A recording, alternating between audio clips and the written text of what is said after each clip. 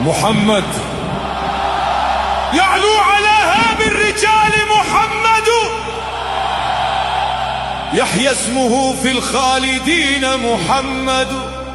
Kadhalika hata huyu Shafi pia umemwita mjinga vile vile, na ukaongea maneno mengine mengi tu ya kifedhuli. Sasa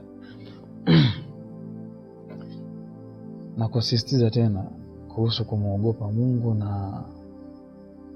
na kuwa mkweli, na mimi nakuuliza, kwa mujibu wa misingi ya dini ya Kiislamu, utaratibu huu wa kupangwa siku maalum, mnaenda hapo mnasoma Qur'an, mnasoma na dua, kisha mnakula wali, na wewe shehe unaondoka na hela za watu, huo utaratibu haji upepo kwa mujibu wa Uislamu kabisa. Unaona kabisa, unaingia akilini. Mtume alifanya hivyo kwa sababu mtume ndio mwenye Uislamu, na yeye ndo alifiwa. Ingekuwa mtume hakufiwa kweli, mngekuwa mna point kwenye hilo jambo, lakini mtume alifiwa. Mtume kafiwa na watoto 6 na mke wake mkubwa na baba yake mdogo. Alifanya hivyo ambavyo wewe aje upepo na watu wako ambao unazidi kuaminisha kwamba ni jambo la heri, unapata thawabu. Ni kweli iko hivyo. Muogope Mungu aje upepo. Hilo la kwanza. Jambo la pili, ukamkosoa ustazi mmoja Muhammad Albani, kama sijamsahau, ila lakabu yake ile jina lake maarufu ni Albani. Mungu amrehemu huyo jamaa, huyo mzee. Nimekuona unamkosoa kwenye kitabu kimoja cha sifa ya swala ya mtume, Sifatu salatu nabii. Mimi nimekisoma kile kitabu, na sio hicho, tumesoma vitabu vyake vingi sana yule mzee, vya itikadi na nini, nimesoma vingi, siwezi nikavitaja hapa kwa sababu niko hapa kwenye jambo mahususi. Ulimkosoa yule mzee kwenye fatawa ambayo alizungumzia kuhusu swala zima la yale majukwaa ya wanayotumia nyewe Waislamu kuhutubiana misikitini, mimbar, kwamba iwe na ngazi 3. Utaratibu wako ni ule ule haji upepo. Huna heshima wewe. Kushusha heshima za Waislamu wenzio na wanawachuoni wa Kiislamu ambao wanazingatiwa sio jambo la kupepesa mara 2 mara 3. Huna hata time, huwazi yani.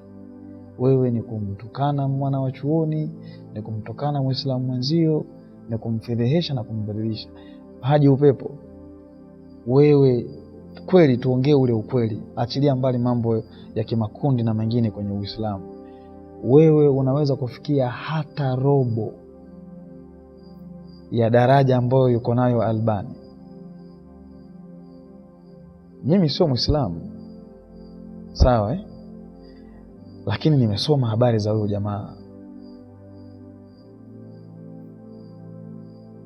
na mimi na wewe pia umemsoma vizuri na unamfahamu vizuri, au umfahamu ndio maana unamwongea tu juu, unamrahisisha, unahisi ni kama wewe unayekula urojo hapo Zanzibar. Na kuuliza mara ya pili tena, wewe haji upepo unafikia hata robo ya heshima ambayo Albani yuko nayo? Muogope Mungu ndugu yangu.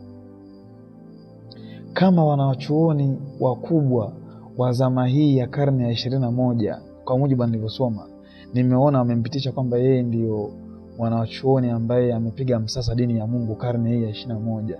Wewe ni nani haji upepo? Ufahamiki hata Morogoro. Isiwe jamaa wewe. Alafu jambo ambalo umemkosolea huyo mwanawachuoni mkubwa wa karne ya 21 ni jambo ambalo umefanya wewe ndio maana nikasema mimi siwezi nikakupa wewe daraja la ushehe. Una ushehe wowote? Shehe amesema kwamba jukwaa la kutolea hutuba msikitini, mimbar, linatakiwa liwe na ngazi 3. Tofauti na hapo utakuwa umezusha kwenye dini ya Kiislamu, utakuwa umeleta jambo jipya ambalo mtume hakulifanya wala alikufanya mbele yake akalikubali wala hajalisema. Ndo maana yake. Ukiambiwa kwamba umezusha bid'a, si mtume nimetoka kuongea hapo nyuma nililozushwa. Mtume kasema baada ya hayo hakika uovu wa mambo ni lile lilozuliwa.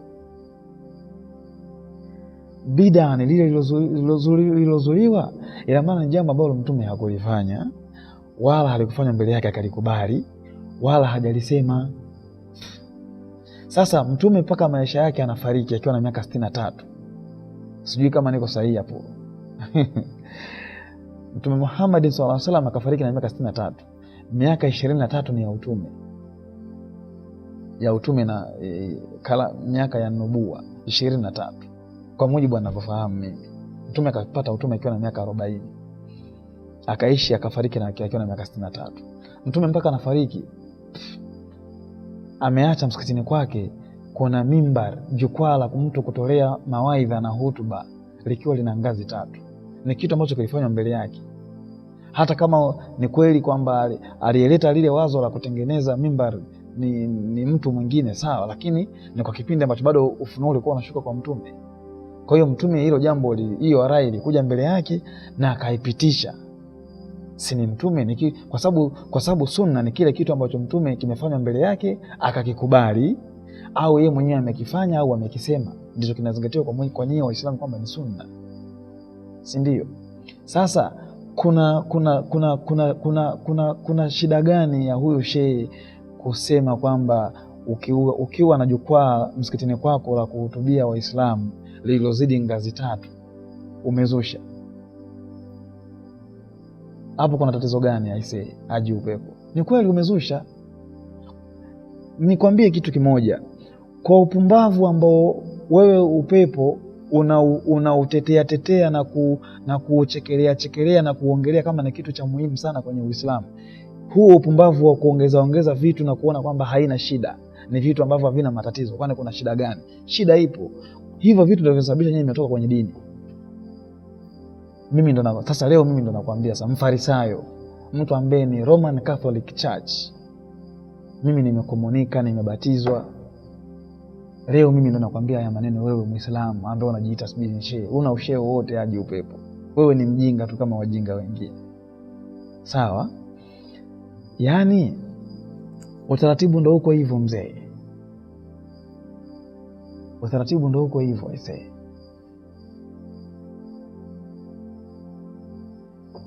Hili jambo ndo limewatoa nyinyi Waislamu, mmetoka kwenye dini, kwa sababu mmeacha ule mwenendo original, yani zile data original za dini, mmeenda mnaziacha moja baada ya nyingine, mnaongeza vitu vyenu, mnafanya vitu vya ovyo ovyo, kuna vingine mnavifanya kwa sababu ya kuwaiga wasiokuwa Waislamu, mnatuiga sisi wa Kristo na mnawaiga Wayahudi, mnaweka yani taratibu za, kwa mfano kama sisi wa Kristo tunasherehekea Christmas, si ndio? Na nyie mkakaa kwa upumbavu na watu wajinga kama nyie mkatengeneza maulidi. Mimi kwa mujibu nilivyosoma, kwa mujibu wa nyie Waislamu, maulidi haitakiwi Muislamu kufanya maulidi. Ni mambo hayatakiwi kabisa. Ni kitu ambacho mtume hakufanya, wala haikufanya mbele yake akaikubali, wala hakusema nyie mfanye maulidi. Nyie Waislamu mnafanyaga maulidi nyie. Haji Upepo, hicho kitu kwa mujibu wa data za Kiislamu, hicho kitu hakitakiwi Muislamu afanye. Ukifanya unakuwa umeleta kitu kipya kwenye Uislamu, na ni kitu ambacho ni haramu na hukumu yake ni motoni. Si mtume akasema mwisho wa yote ambayo yataletwa mapya ya kuzuliwa, mwisho ni motoni? Mtume kafundisha vipi kusherehekea siku yake ya kuzaliwa? Sasa alikuwa anafunga Jumatatu mzee. Nyie wewe Haji Upepo na watu wa sampuli yako ndio umesababisha Uislamu mmekuwa watu wa mabwege kabisa. Mmekuwa hamna lolote kwenye hii dunia kwa sababu mmeacha dini, mmeacha mafundisho original ya Mtume Muhammad. Badala yake sasa mkabaki, kwa sababu mimi ninavyojua kwa mujibu wa Uislamu, ukileta jambo jipya katika dini, kwa mfano mimi leo nakuuliza leo Haji Upepo, kwa mujibu wa ibada ambazo mmeziongeza watu wa design yenu hiyo hitima ni ibada. Maulidi mnadai kwamba ni ibada na mnapata, kwa sababu kwenye hayo mambo yote mnadai kwamba mnapata malipo kutoka kwa Mungu.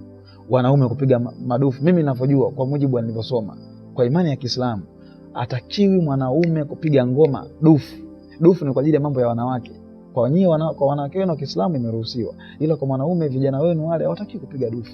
lakini mimi nimewahi kuhudhuria maulidi zenu. Mimi nilikuwa na jamaa zangu Waislamu, tunaenda kwenye maulidi tunakula wali. Na mimi nisipepese maneno, nazungumza ukweli. Kwenye mkusanyiko wenu ya maulidi tulikuwa tukirudi, jamaa zangu walikuwa wanaondoka na mabinti wa Kiislamu wanaenda kufanya